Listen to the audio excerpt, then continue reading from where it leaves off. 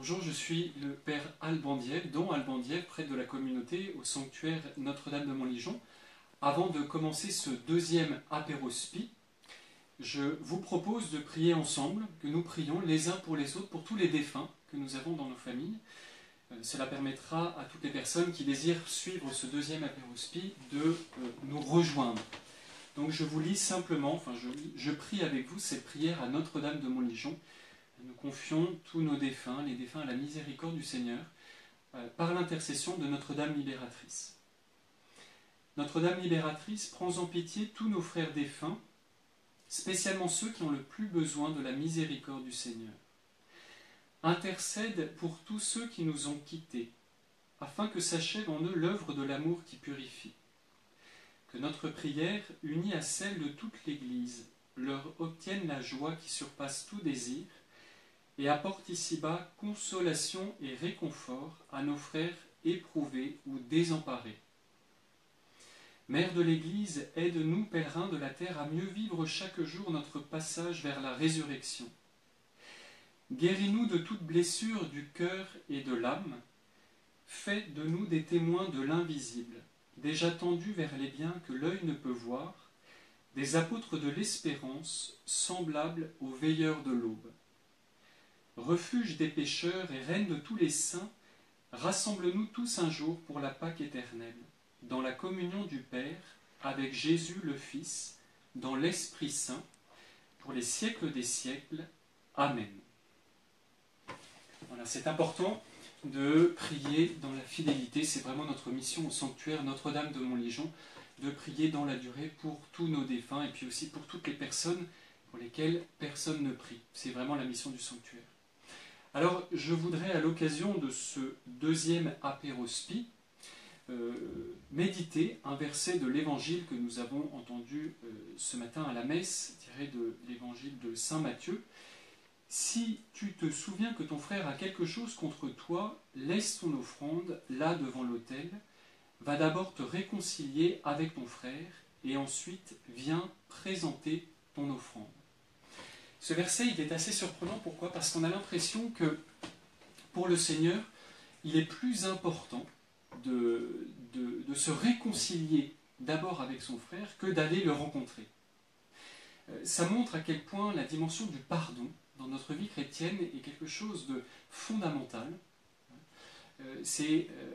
Dans la parole de Dieu, nous trouvons aussi comment tu peux aimer Dieu que tu ne vois pas alors que tu n'aimes pas ton frère que tu vois.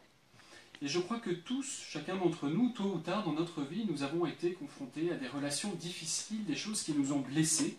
Nous avons été blessés et nous oublions aussi parfois que nous blessons les autres. Et je nous propose, au cours de cette petite méditation, de ce deuxième apérospi, peut-être dans notre prière, de nommer une personne que nous avons pu blesser, ou nommer une personne aussi qui nous a blessés. Et véritablement, tout au long de la journée, de la porter dans notre prière et de nous aider, demander au Seigneur la grâce qu'il nous aide justement à grandir, à avancer dans ce chemin de pardon. Je dis souvent aux personnes qui se confessent justement de ne pas arriver à pardonner telle ou telle personne, je leur rappelle que le pardon, ce n'est pas quelque chose que l'on fait un jour, une fois pour toutes. Le pardon, c'est une démarche qui peut prendre parfois toute la vie. Et même si nous ressentons bien souvent cette blessure qui est liée à une relation qui a été difficile, ce n'est pas parce que psychologiquement nous ressentons encore cette blessure que nous n'avons pas pardonné. Ce que le Seigneur attend de nous, de chacun d'entre nous, c'est d'être toujours en chemin dans cette démarche de pardon.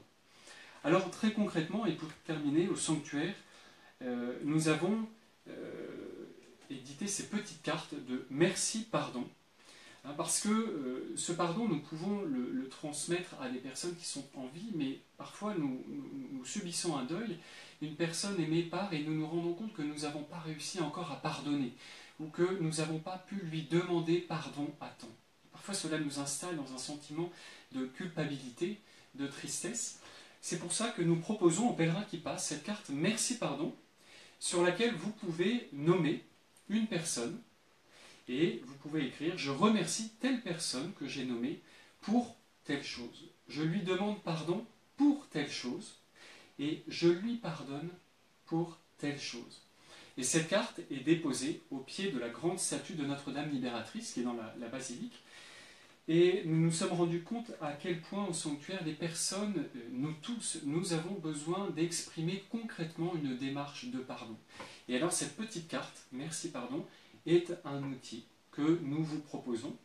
Alors vous pouvez la recevoir ou la retrouver sur le site de Sanctuaire de Montligeon. Ça c'est la première chose, la carte Merci Pardon. Et la deuxième, le service communication du sanctuaire m'a demandé de vous rappeler que vous pouvez vous inscrire à une méditation quotidienne qu'on appelle Pas à Pâques. C'est la possibilité de recevoir tous les jours une petite méditation quotidienne à partir de l'évangile du jour que vous retrouvez sur votre boîte mail, qui est reçue tous les jours et qui vous aide justement à méditer un verset de l'évangile du jour et à prendre une résolution concrète. Parce que le carême, c'est un engagement pendant 40 jours, et le Seigneur nous demande de nous engager concrètement, par des petits efforts quotidiens. Alors, bon et saint carême à tous, et toujours avec cette perspective de la vie éternelle, parce que c'est cette mission du sanctuaire, en particulier cette prière pour les défunts, que nous profitions de ce carême, plus particulièrement pour prier tous les jours pour nos défunts. Au prochain apérospi, vendredi prochain.